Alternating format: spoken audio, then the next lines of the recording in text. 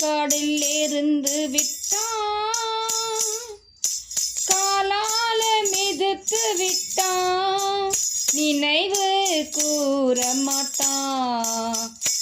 என் நேசரை துதிக்கின்றே, இனி நினைவு கூற மாட்டான்.